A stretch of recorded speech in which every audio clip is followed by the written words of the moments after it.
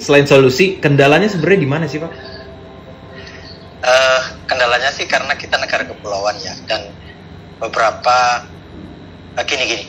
Internet ini kan salah satu proyek yang diawali dari Amerika. Ini kan proyeknya pertahanan dan keamanannya ARPANET dulu, pertahanan keamanannya Amerika Serikat. Jadi ada beberapa komponen strategis yang harus kita miliki.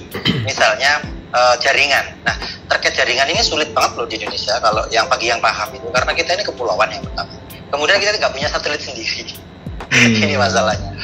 Punya sih cuman sewa. Ada sih kemarin kayaknya sempat diluncurkan tapi sewa. Nah, kalau sewa artinya, berarti nggak punya dong.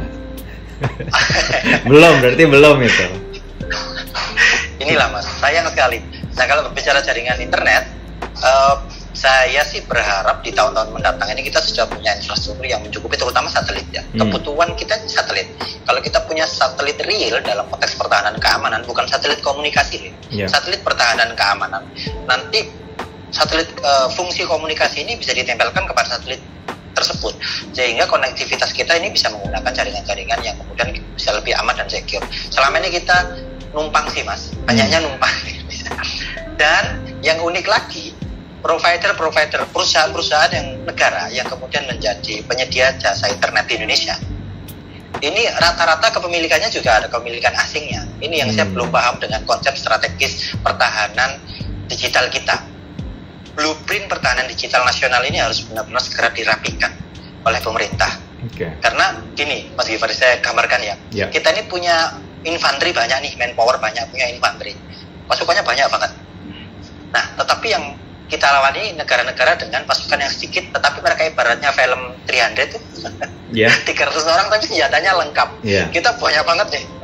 Tapi kemudian yang kita bawa misalnya pisau kan nggak masuk akal ini dalam perang digital ini.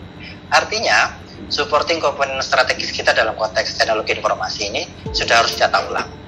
Dan saat ini, salah satu yang bisa kami kontribusikan adalah menyumbang manpower dalam konteks yang sudah memasuki usia muda yang kemudian sudah kami kelola secara positif. Jadi begini, tentara-tentara spesial di bidang teknologi informasi ini nggak mungkin dicetak dari konteks pendidikan formal, Mas. Nggak mungkin sudah. Mereka harus direkrut dari jalanan, direkrut dari komunitas-komunitas yang memiliki intelektual di atas rata. Ini yang negara butuhkan. Kayak Korea Selatan tuh, udah bikin mereka kombinasi. Ya, mari kita sama-sama berdoa, Mas. Semoga Indonesia jadi lebih baik. Tapi saya pastikan bahwa orang-orang seperti saya tetap merah putih sampai kapanpun. NKRI harga mati, kita siap fight untuk keamanan digital di NKRI. Siap, Mas Zulham. Berarti kondisi solusi pertama yang mesti dipenuhi itu adalah perbanyaknya SDM di bidang IT ya, tentunya ya.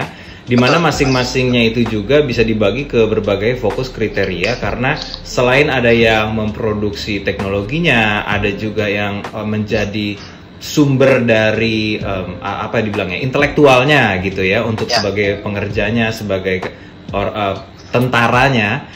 Jadi solusinya masih agak jangka panjang nih, Mas. Mungkin nggak sih ada kerjasama swasta untuk hal kayak gini? Mungkin sih, Mas. Kalau pemerintah berkehendak dan kalau misalnya pemerintah ini benar-benar punya niat yang tinggi ya dalam konteks menata digitalisasi di Indonesia ini, kita punya sumber daya yang luar biasa loh, Mas. Misalnya Anda bisa Google namanya Ainun Najib misalnya. Ainun Najib yang membuat kawal pemilu atau RJ itu, yang biasa pakai kopiah hitam. Dia itu warga Indonesia, skillnya luar biasa, tetapi nggak tinggal di Indonesia. Dia tinggal di Singapura. Jadi resource kita yang kemudian dipakai oleh IBM waktu itu. Menjadi orang yang tinggal di Singapura. Ada banyak Jim Geovedi misalnya. Dia lebih banyak di Inggris. Nah ini kenapa nggak anak-anak bangsa ini kita pulangkan, kemudian kita buat sebuah konsep blueprint digital. Nah ini untuk menata terkait dengan kesiapan kita. Karena nggak bisa, Mas, 2030 semua konsep bisnis, platform semua sudah dipaksa untuk berubah. 2030 ini optimalnya. Anda bisa lihat sekarang, nggak ada yang nggak digital loh, Mas. Semuanya digital.